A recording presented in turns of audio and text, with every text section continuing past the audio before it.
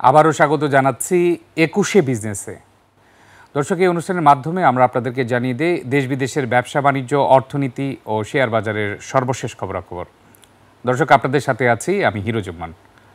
দর্শক, শুরুতে জানিয়ে দিচ্ছি শেয়ার বাজারের এই মুহূর্তের দিন শেষের খবরাখবর।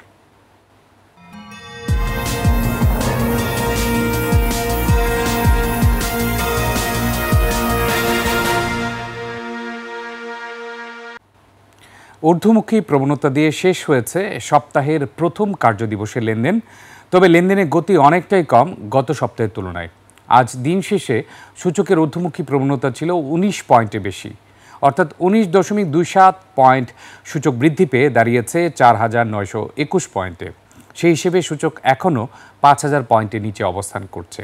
এছাড়া লেনদেন হয়েছে ৩৬২ কোটি টাকা, যা গত সপ্তাহে ডেইলি অ্যাভারেজ লেনদেনের চেয়ে ১২০ কোটি টাকা কম। তবে গত সপ্তাহে শেষ কার্যদিবসে লেনদেন হয়েছিল ৩৬৬ কোটি টাকা, তার সমান লেনদেন হয়েছে আজ ঢাকা শেয়ার বাজারে।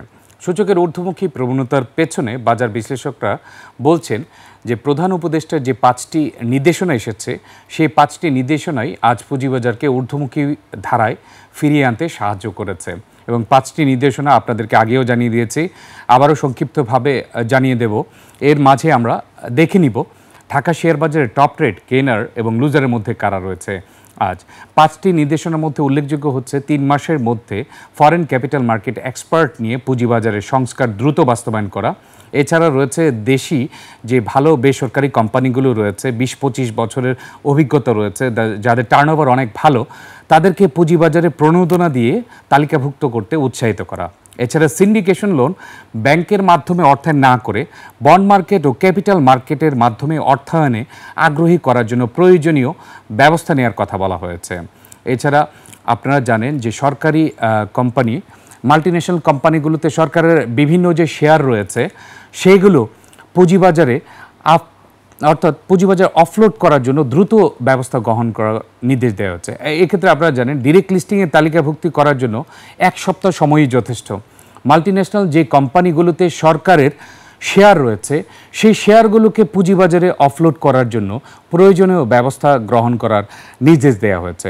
এক্ষেত্রে আপনারা জানেন ১ সপ্তাহের মধ্যে চাইলেই সেই সকল শেয়ারগুলো অফলোড করা যায়। এছাড়া আরও নির্দেশনার মধ্যে রয়েছে যে পুঁজিবাজারে কারসাজির সাথে যারা জড়িত, অনিয়মের সাথে যারা জড়িত, তাদের প্রত্যেকের বিরুদ্ধে ব্যবস্থা গ্রহণ করার জন্য নির্দেশ দেওয়া হয়েছে। এই ছিল পুঁজিবাজার রিলেটেড ৫টি নির্দেশনা। এই ৫টি নির্দেশনার পাশাপাশি মিউচুয়াল ফান্ড নিয়েও নির্দেশনা এসছে। আপনারা জানেন বিশ্বের অন্যান্য দেশের মতো আমাদের মিউচুয়াল ফান্ড মার্কেট এতটা ভাইব্রেন্ট না। কিভাবে ভাইব্রেন্ট করা যায়, মিউচুয়াল ফান্ডকে জনপ্রিয় করা যায় এবং বড় করা যায়, সেই ব্যাপারেও গতকাল আলোচনা করা হয়েছে।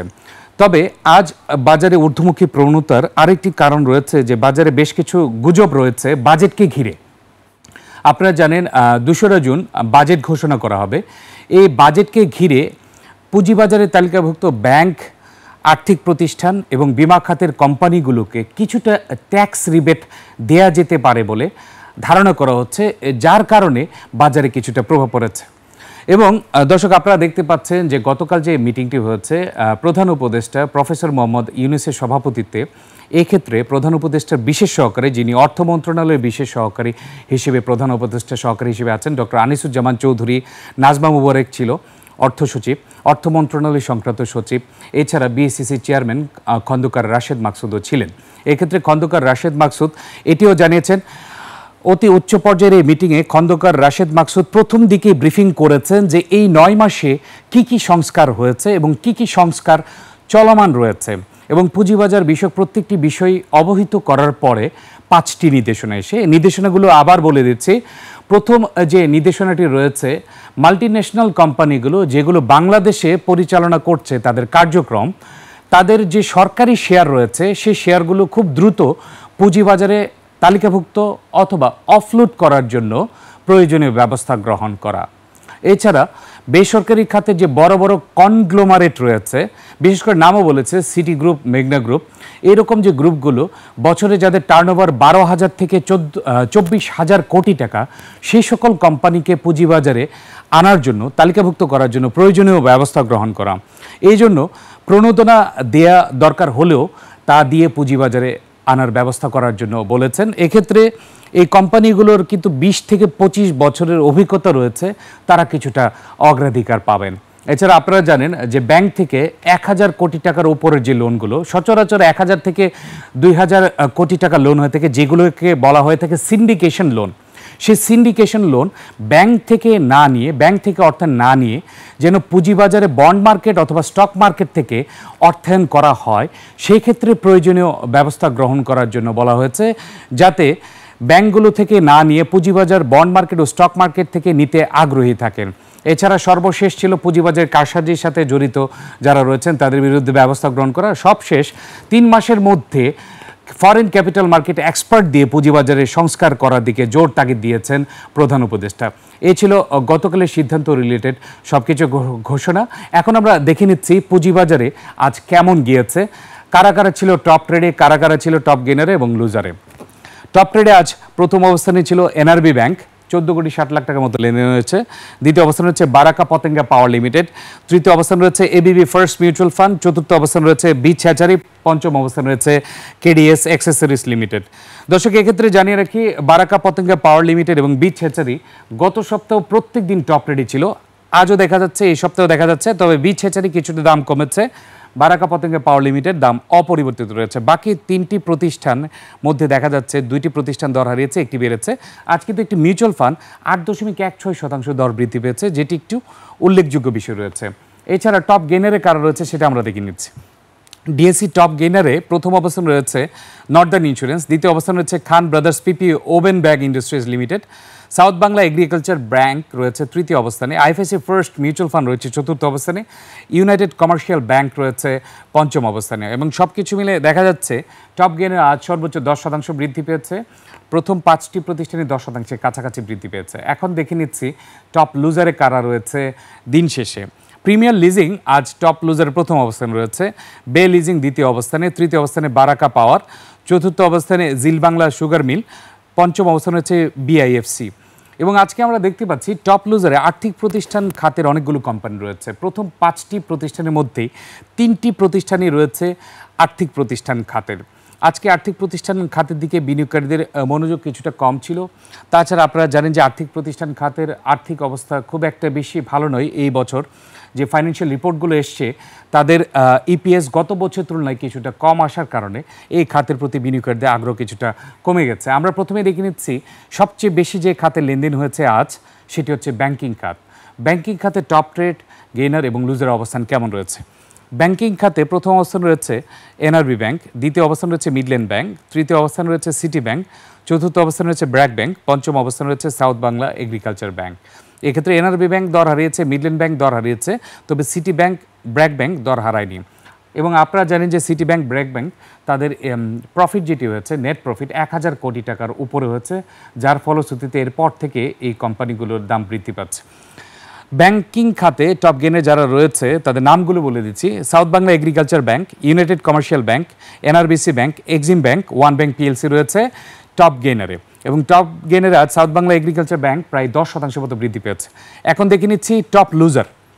ব্যাংকিং খাতে যেহেতু মাত্র 4টি প্রতিষ্ঠান দর হারিয়েছে, সেক্ষেত্রে ব্যাংকিং খাতে টপ লুজার মাত্র 4টি প্রতিষ্ঠান রয়েছে। Midland bank, national bank, NRB bank এবং ডাচ বাংলা ব্যাংক, এই 4টি প্রতিষ্ঠান দর হারিয়েছে।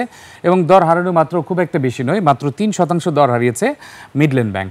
আমরা দেখে নিলাম ব্যাংকিং খাতের কি অবস্থা রয়েছে। এছাড়া অন্যান্য খাতগুলো আমরা দেখে নিব। এক্ষেত্রে জানিয়ে রাখি, আজ লেনদেন হয়েছে মাত্র 363 কোটি টাকা। সেই হিসেবে লেনদেন কিন্তু খুব একটা বেশি হয়নি। সেই ক্ষেত্রে লেনদেনের ভিত্তিতে ব্যাংকিং খাতে সবচেয়ে বেশি লেনদেন ছিল। এরপর রয়েছে fuel and power. Baraka Patenga power limited আজ প্রথম অবস্থানে ছিল টপ ট্রেডে। দ্বিতীয় অবস্থানে বারাকা পাওয়ার। তৃতীয় অবস্থানে ইন্ট্রাকো। চতুর্থ অবস্থানে ইস্টার্ন লুব্রিক্যান্ট। পঞ্চম অবস্থানে রয়েছে লিন্ডেবিডি। এবং আমরা দেখতে পাচ্ছি বারাকা পতেঙ্গা পাওয়ার লিমিটেড এটি 15 কোটি টাকার উপরে লেনদেন হচ্ছে। এখন দেখে নিচ্ছি ফিউল অ্যান্ড পাওয়ার খাতে টপ গেইনারে কারা কারা রয়েছে। আজ দেখা যাচ্ছে ফিউল অ্যান্ড পাওয়ার খাতে তালিকাভুক্ত 23টি কোম্পানির মধ্যে মাত্র 4টি কোম্পানির দর বৃদ্ধি পেয়েছে এবং তারা টপ গেইনের স্থান করে নিয়েছে। জিবিবি পাওয়ার, ডেসকো, লুব্রেফ, মেঘনা পেট্রোলিয়াম, এই 4টি প্রতিষ্ঠানের দর বৃদ্ধি পেয়েছে আজ ফিউল অ্যান্ড পাওয়ার সেক্টরে। অন্যান্য খাতগুলো দেখে নিচ্ছি। ফিউল খাতে টপ লুজারটা দেখে নেওয়ার পরে ফিউল অ্যান্ড পাওয়ার ক্ষেত্রে টপ লুজারে রয়েছে Baraka power, Eastern lubricant, energy pack power generation limited, Doreen power, Intraco. এগুলো রয়েছে টপ লুজারের তালিকায়। আমরা একটু আগে যেটা দেখেছিলাম সেটা আপডেট হয়েছে, টপ লুজারের তালিকায় এখন 5টি দেখা যাচ্ছে। আপডেটেড ইনফরমেশন অনুযায়ী এগুলো হচ্ছে ফিউল অ্যান্ড পাওয়ার খাতের টপ লুজার। এখন আমরা দেখে নিচ্ছি দিন শেষে প্রকৌশল খাতে কোন কোন কোম্পানিগুলো সবচেয়ে বেশি লেনদেন হচ্ছে। প্রকৌশল খাতে টপ ট্রেডে প্রথম অবস্থান রয়েছে কেডিএস এক্সেসরিজ লিমিটেড, দ্বিতীয় অবস্থান হচ্ছে এস আলম কোল রোল স্টিল, কাশেম ইন্ডাস্ট্রিজ রয়েছে তৃতীয় অবস্থানে, গোল্ডেন সান চতুর্থ অবস্থানে, ওআইম্যাক্স পঞ্চম অবস্থান রয়েছে। তবে প্রকৌশল খাতে টপ ট্রেডের 5টি প্রতিষ্ঠানের মধ্যে 4টি প্রতিষ্ঠানই দর হারিয়েছে, শুধুমাত্র গোল্ডেন সান ছাড়া। এছাড়া প্রকৌশল খাতে টপ গেইনারে যে সকল কোম্পানি রয়েছে তাদের নামগুলো জানিয়ে দিচ্ছি। আফতাব অটোমোবাইল প্রথম অবস্থানে, রেনুক যজ্ঞেশ্বর দ্বিতীয় অবস্থানে, তৃতীয় অবস্থানে এস এস স্টিল, চতুর্থ অবস্থানে সিঙ্গার বিডি, পঞ্চম অবস্থানে রয়েছে মনো এজিএমএল। এছাড়া প্রথম যে প্রতিষ্ঠানটি আফতাব অটোমোবাইল 4.87% বৃদ্ধি পেয়েছে। আমরা দেখে নিয়েছি প্রকৌশল খাতের। এখন ডিএসসি টপ গেইনারের লেটেস্ট আপডেট দেখিয়ে দিচ্ছি, নামগুলো বলে দিচ্ছি। Northern insurance, Khan brothers PP woven, South Bangla agriculture bank, IFAC first, CAPM IBBL mutual fund, এটি রয়েছে ডিএসসি টপ গেইনার প্রথম থেকে পঞ্চম অবস্থান পর্যন্ত। এই ছিল DSC top trade gainer loser. এছাড়া খাত ভিত্তিক আলোচনা আমরা দেখে নিলাম এবং সবশেষ বলতে পারি পুঁজিবাজারে আজকে যে গুজব ছিল যে ব্যাংক, বিমা, আর্থিক প্রতিষ্ঠান পুঁজিবাজারে তালিকাভুক্ত কোম্পানির কর ব্যবধান কমে আসতে পারে এবং তালিকাভুক্ত কোম্পানিকে উৎসাহিত করা হবে, অতালিকাভুক্ত কোম্পানিকে নিরুৎসাহিত করা হবে যেন পুঁজিবাজারে তালিকাভুক্ত হয়। যে কারণে টেলিকমিউনিকেশন খাতেও আজ কিছুটা আগ্রহ ছিল। টেলিকমিউনিকেশন খাতে যারা তালিকাভুক্ত নয় তাদের ট্যাক্স অর্থাৎ কর্পোরেট ট্যাক্স 5% বাড়ানো হতে পারে বলেও পুঁজিবাজারে গুজব রয়েছে। সব কিছু মিলে সপ্তাহের প্রথম কার্যদিবসে প্রধান উপদেষ্টার 5 নির্দেশনার কারণে ঊর্ধ্বমুখী প্রবণতা দিয়ে শেষ হয়েছে। দর্শক, নিচ্ছে একটা ছোট্ট বিরতি। বিরতির পর দেশ বিদেশের ব্যবসা বাণিজ্য ও অর্থনীতির নানা খবর নিয়ে আসছেন সাদিয়া লাবনী। ততক্ষণ আমাদের সঙ্গেই থাকুন।